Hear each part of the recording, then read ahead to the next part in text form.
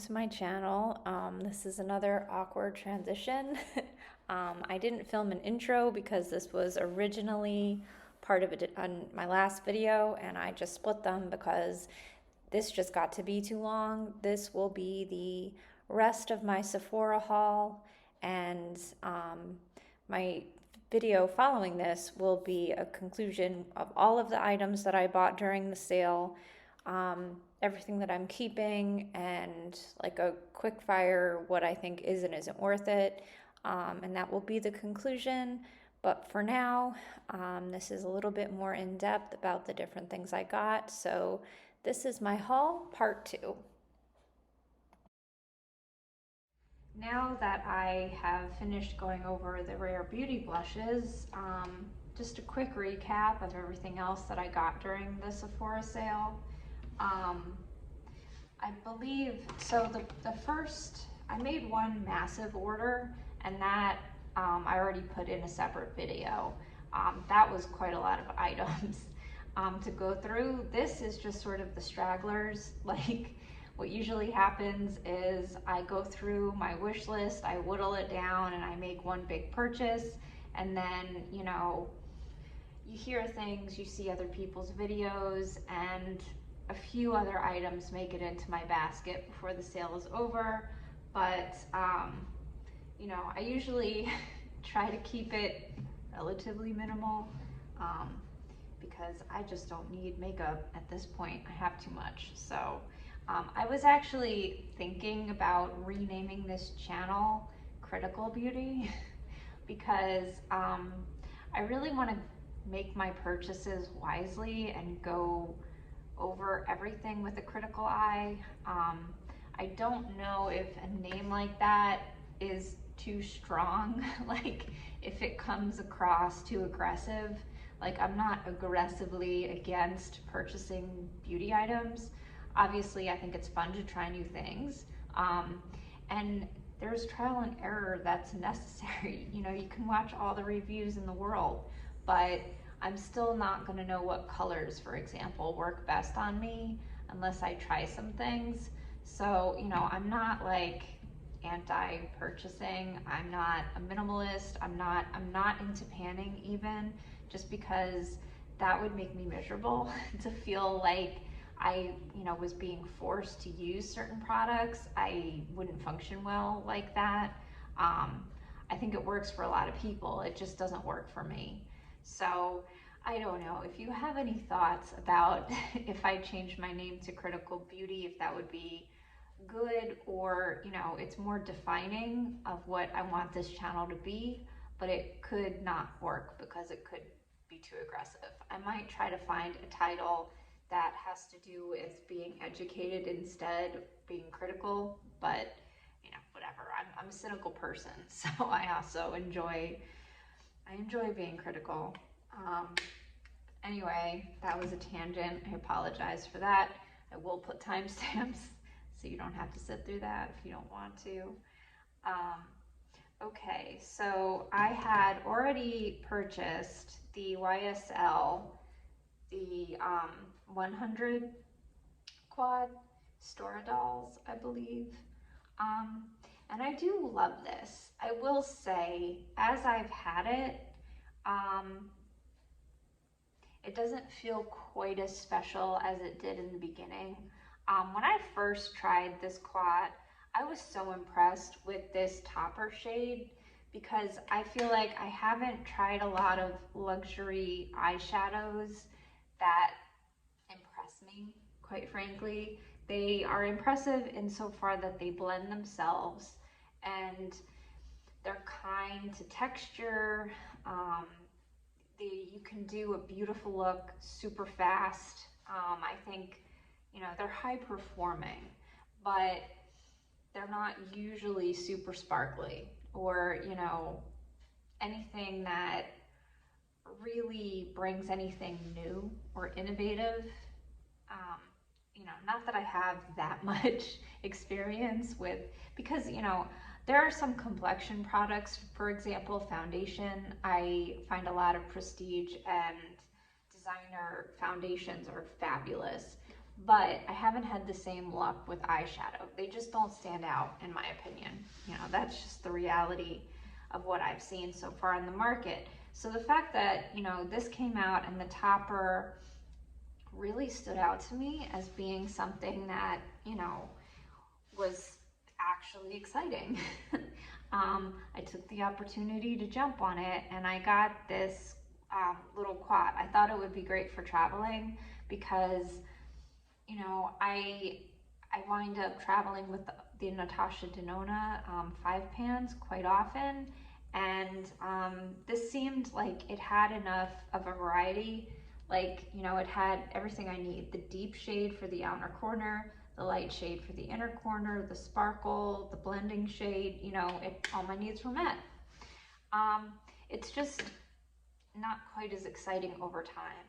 I found the topper in here, the effect of it, to be like a very wet effect. I'm actually going to do a video dedicated to wet effect eyeshadows because I love them so much. That's why I originally fell in love with the Makeup by Mario, the Ethereal Eyes palette. But my problem with that palette is it didn't perform well over time. The shadows, a lot of them got hard pan and they were very hard to apply. Whereas this was similar in having that high octane, high sparkle, wet topper, but it applies fabulously. So it sort of answered the, you know, for the problem that I was having with that other palette, but I just didn't feel like it was enough. I prefer pairing it with other palettes, and when I do that, it sort of defeats the purpose of it being convenient.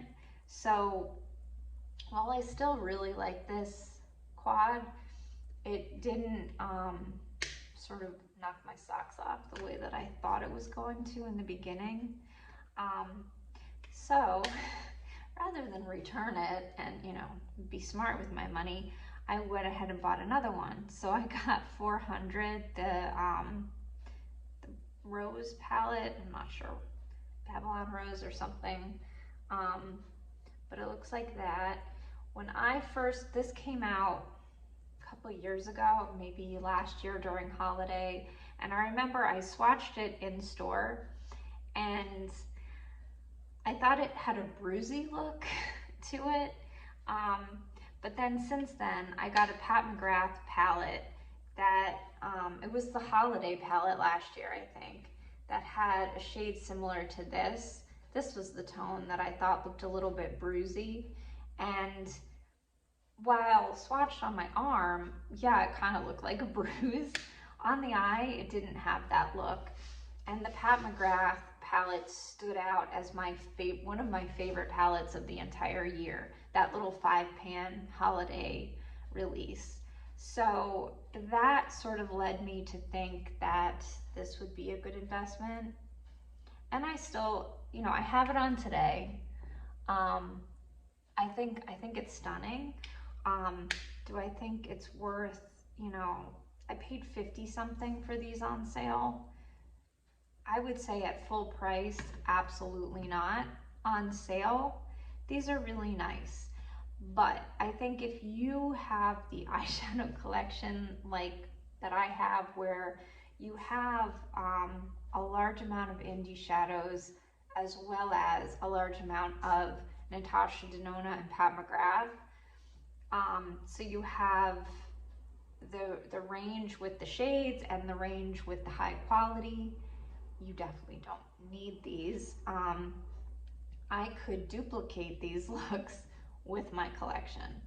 So, you know, I don't think they are at the level where I think I should return them.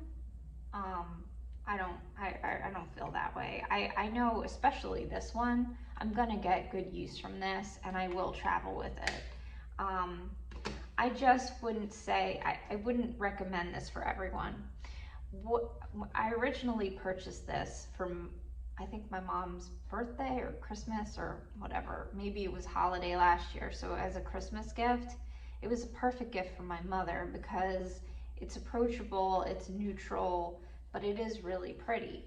I would say that's an excellent gift because it's, you know, a little fancy, so more money than most people would want to spend on themselves for eyeshadow.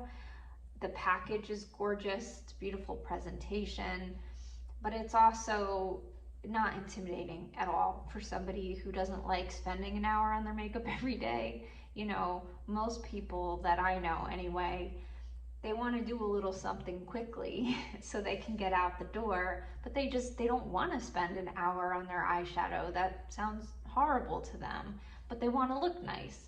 So something like this is such a perfect practical gift for the everyday person who wants a little bit of shimmer, but you know, like I use these with the Pat McGrath enhancer stick, so it's like a sticky base, so it makes the shimmers stand out a little bit more. If you don't use that, these can be super subtle, so they have a wide range.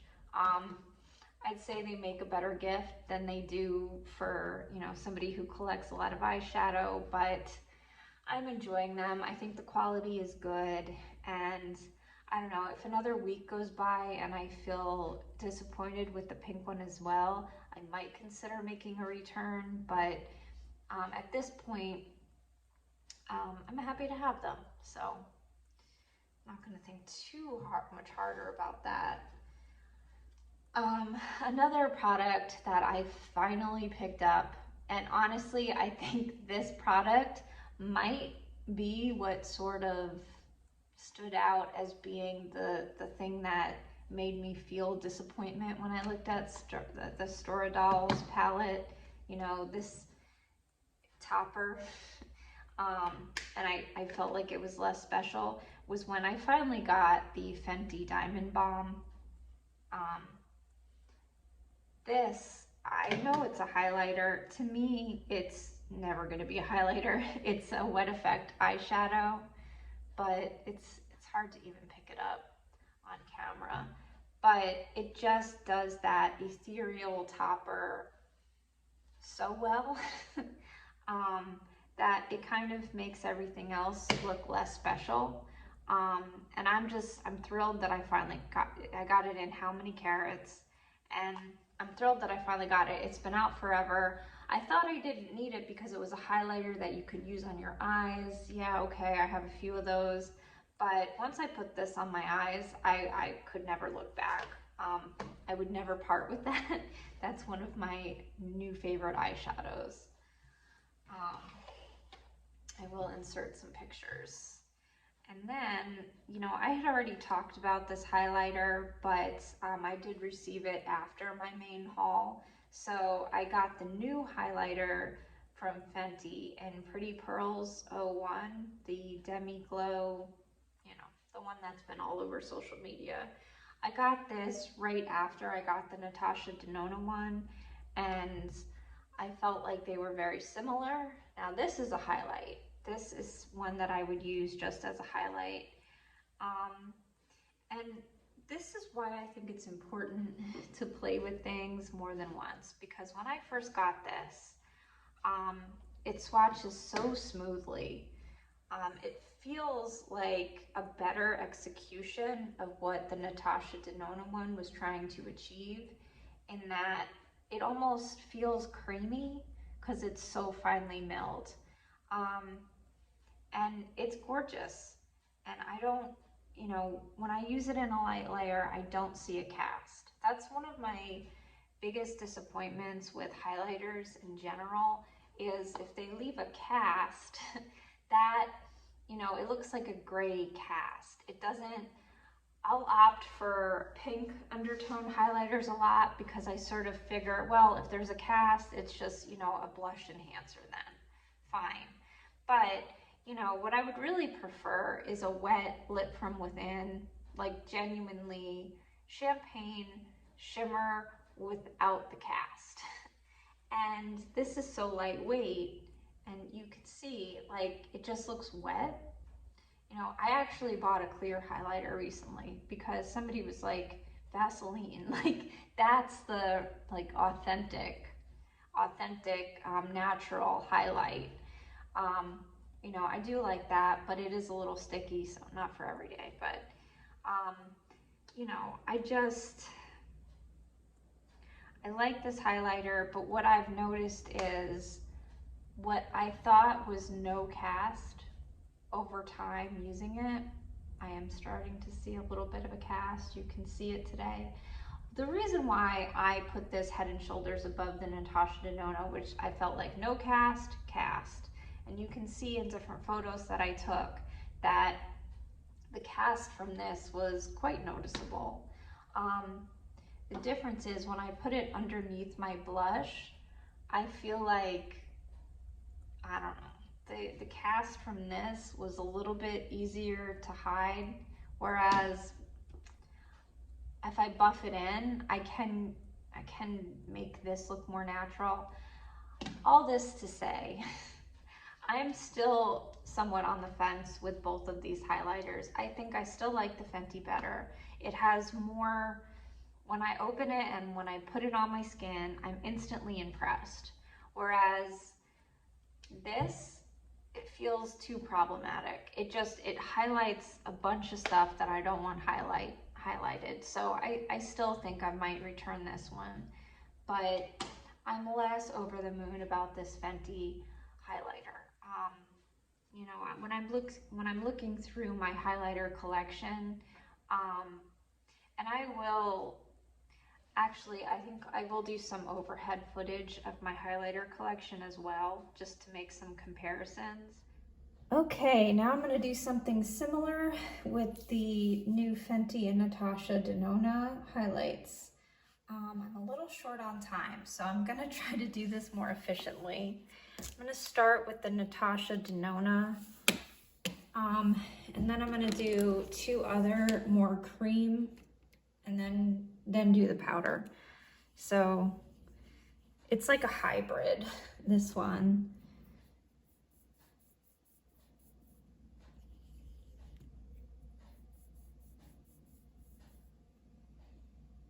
You know, I'm still really on the fence. Like, there's a lot of things I like about it, but when I use it as just a highlighter, I don't know. I never end up loving it. It's like, it kind of doesn't mesh into my skin, even when I use it underneath other makeup. This is the Hourglass. This one feels a lot more emollient, but the Hollywood.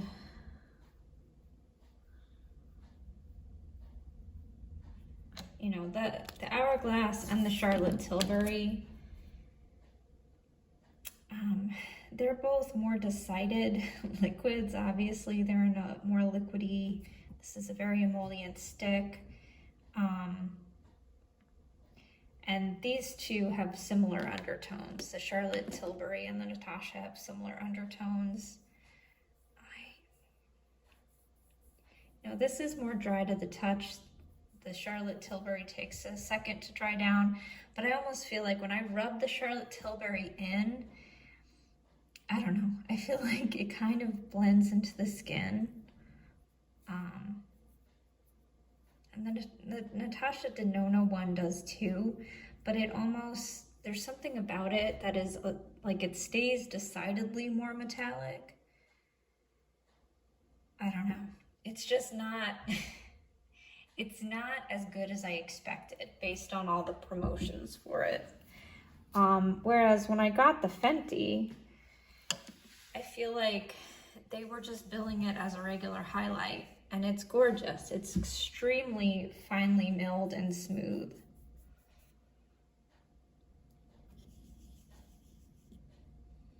You know, I feel like this usually just blends right in. You know, occasionally it can sit on top or change the color of the blush. But when used in a light layer, it's just really beautiful. And I guess some things to compare it to. Good old Champagne Pop, the OG, the grandmother of all the other highlights. You know, could argue that the cast on that is worse. It's a lot more yellow. Then I have a Bobbi Brown. This is a beautiful highlight.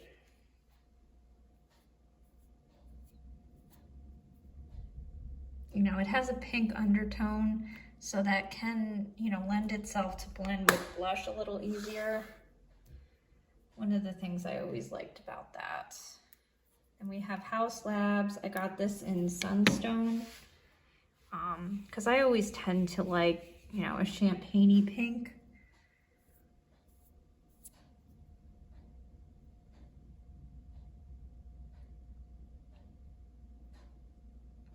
It's very pretty. I almost never use this. I feel terrible about that, but that's the truth. Then I have Nabla, Skin Glaze, and Ozone.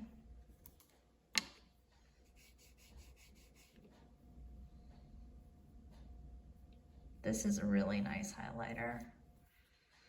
I find that even though it is a little bit of a white metallic, I can buff it into the skin pretty well. One of my newer highlights that does not get enough love is one I got from Fluorosis, mostly because it just, it really stood out. And it's Peach Blossom is the name. The flower pattern highlight.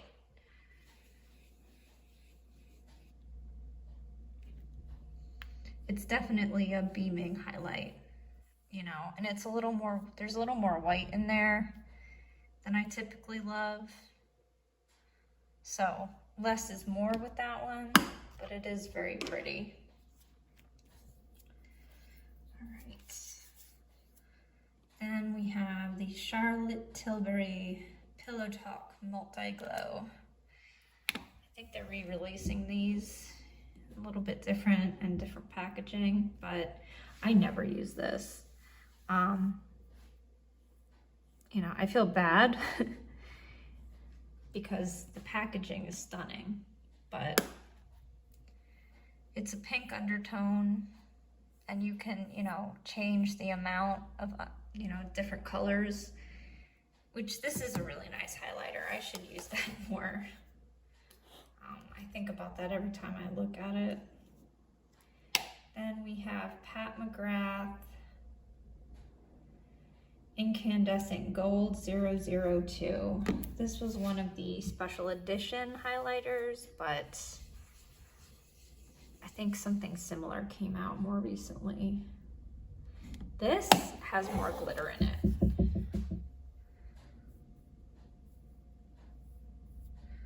So,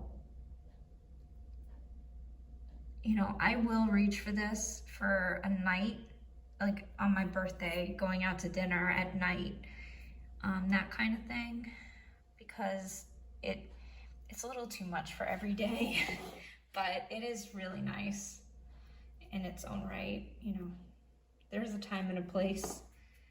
This is another Pat McGrath Golden Moonlight. You know, I have other more pinky highlights from her in blush palettes that I forgot to pull out, but you can just see that's like the more everyday version, I guess. But that one blends into the skin really well. I underuse my Pat McGrath highlighters. There's no doubt about that. And then I'm not gonna swatch all of my Hourglass highlights, but I'll just pick one from each of these palettes. I have the champagne one, goldy, and the more pink.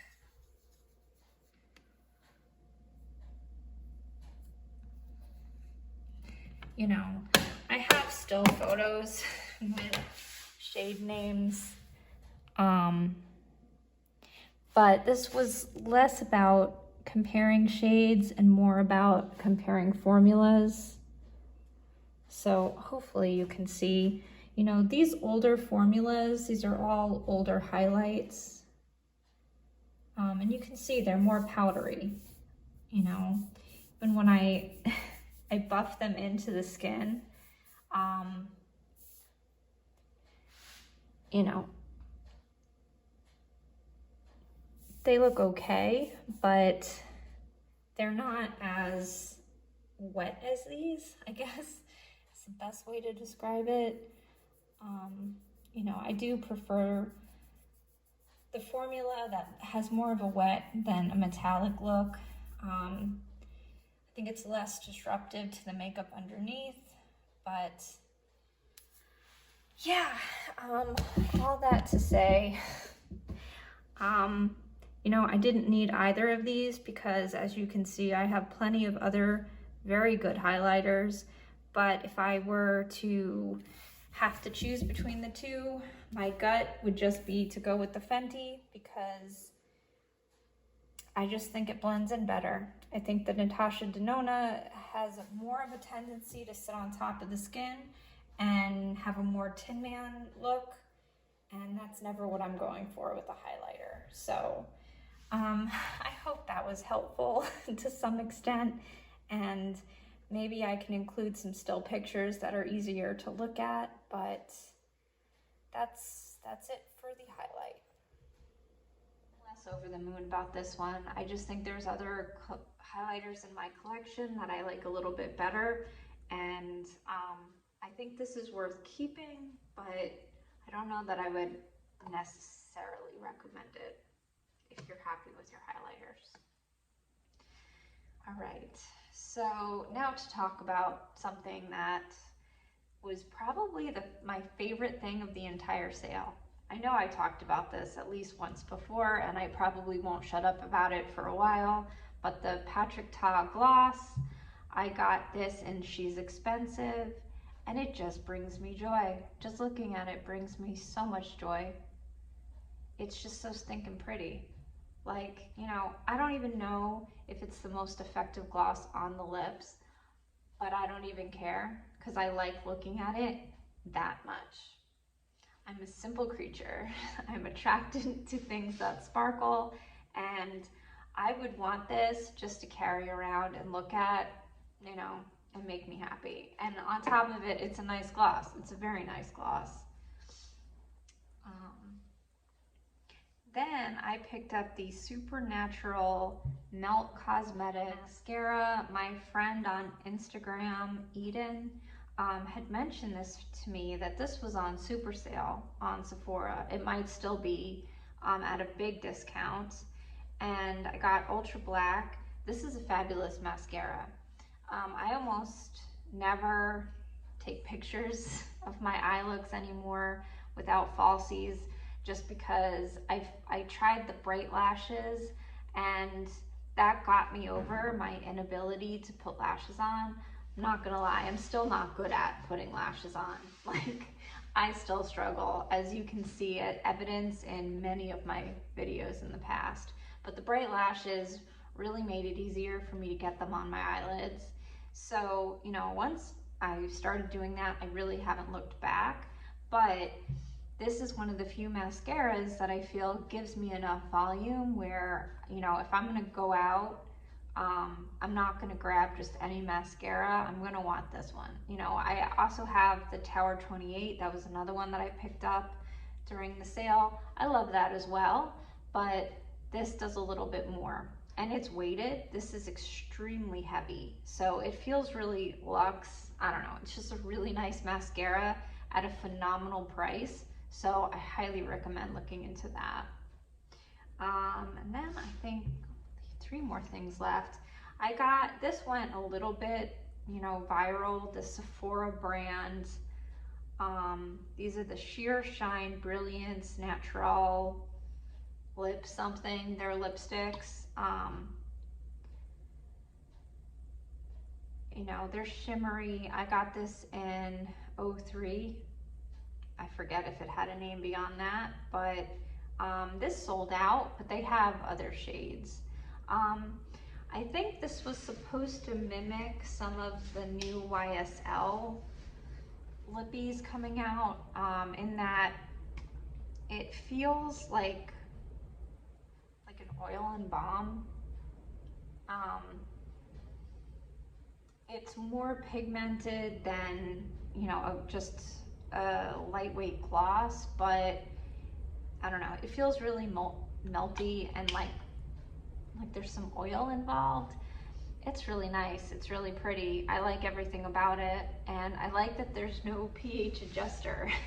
The new butter glosses that just dropped today, I do think that they're doing the whole pH thing in a more elegant and more elevated way, so you're not just gonna get fuchsia no matter what, but you are gonna get a little bit of that fuchsia hot pink tint, and that's just not something that looks good on me. So I will be skipping on those glosses. But if these are supposed to be similar to any of those, like I have the candy glazes, I love the candy glazes, but I feel like I'm good. Like I don't need that in 5 other renditions. I'm happy with the purpose that the candy glaze serves in terms of being like really nourishing when my lips, especially when my lips are chapped. But I'm gonna go elsewhere for lipstick, if that makes sense. Like if I really want to get a variety and a different color, I'm just looking elsewhere. I don't need more of that, even though they keep coming out with more. And then I got the Summer Fridays. This is the Dream Oasis Deep Hydration Serum. I had gotten this after I had surgery. I had, you know, you can't tell, but I had a revision surgery done on this. It doesn't really look much better. If anything, it's worse now because I got an abscess. This was just a pimple. I know it looks like Mohs surgery or some kind of serious thing. It was just a pimple that got infected, and I went to a really bad dermatologist that scarred me for life. But I tried to get it revised, and during that time, like before my wedding, for at least 1.5 to 2 weeks, I didn't wear any makeup. I didn't, you know, I was just focused on healing, using all the healing things. I had gotten this along with some other soothing serums, and in my memory, I loved this so much. And it was so, now that I'm trying it again, I'm like, it's just okay. I wouldn't buy it again after this.